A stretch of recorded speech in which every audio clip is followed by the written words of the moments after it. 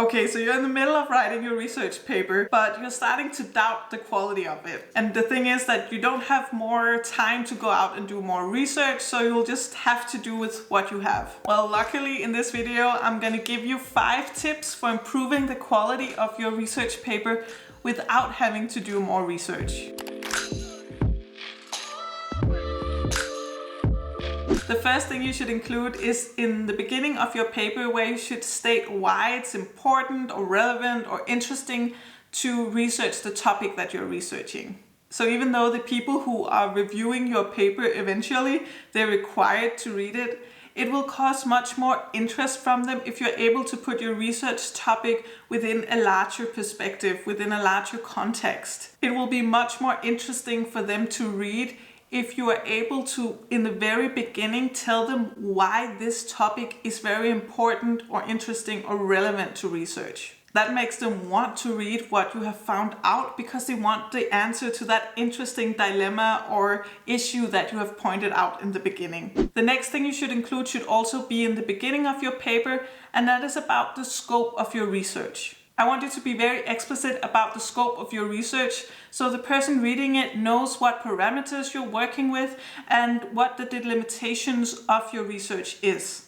Then it also becomes very clear why you're not looking into this specific aspect that might be interesting, but because your scope is only this, then it doesn't make sense to research what is over here, but you're focusing more specifically about this part of it. That lets the reader know that you're very aware that there are other things that you could also be looking at, but that you're also very aware what is relevant for what you're researching and what is not. The next thing you should include is under your methodology and or your theory section. So for your research, you have chosen some methods to use and some theories to use, but there are specific reasons for why you have chosen them and why you have chosen the combination of them. So instead of just writing about what methods you have used or what theories you have used, you should also mention why you have used them, what they allow you to do, but also what the limits of them are. What can't they help you understand? The same goes with the theories, because the theory is just a perspective on the world and it brings out certain factors and certain explanations to things, but it can't capture it all. So sometimes you will have to work with more theories to get a better view of what is actually happening in a situation. I've also made a video about 3 qualitative methods that you should know as a qualitative researcher.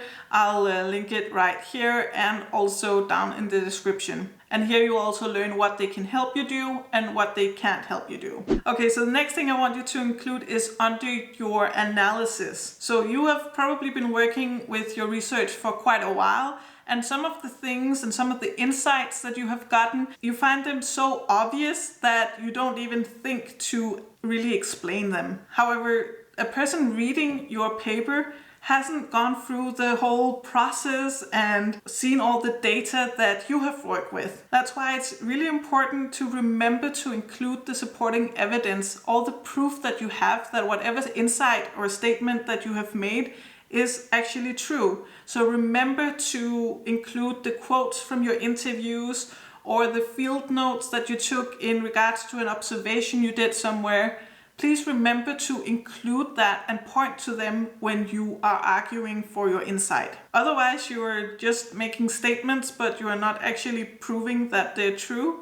And I know this might be obvious to include the supporting evidence, but trust me, when you're writing it, sometimes you are forgetting those little things that actually help you come to that conclusion, but that you're just forgetting because it's so obvious to you that it's a part of this argument. So, you have gathered all the puzzle pieces in your head, but be sure when you present the whole puzzle that you also remember to point out the different puzzle pieces and why they fit together and why they are a part of making this whole puzzle. That's the best analogy I can get. Okay, so the last thing I think you should include in your paper in order to increase the quality of it is that before each segment you should include what the purpose of this specific segment is. This is something I have personally enjoyed doing a lot because You are going into the reader's mind and taking them by the hand. If you before each segment state why the segment is important, what you're going to be doing in the segment, and how it helps you answer the research question. By including that in the beginning of your segments, it allows the reader to understand what they're about to read, why they should read it, in order to understand your overall research argument. It can also help you in your writing process understanding if this is really something that's relevant for you, or if it's something that you might find interesting, but it's not actually helping you answer the research question. And if you're stuck in your analysis, I actually also have a video for that, and you'll find it right here. Okay, so to increase the quality of your research paper, remember to state why your topic is interesting, important, or relevant.